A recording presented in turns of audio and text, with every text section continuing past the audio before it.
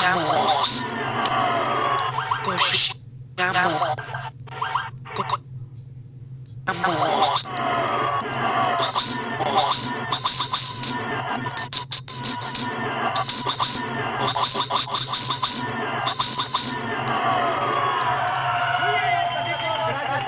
Gracias por sintonizarnos.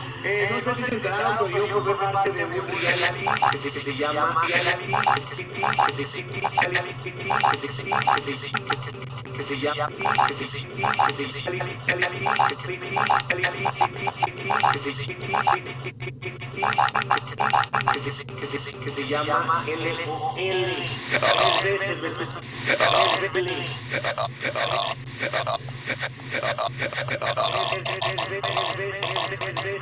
LOL.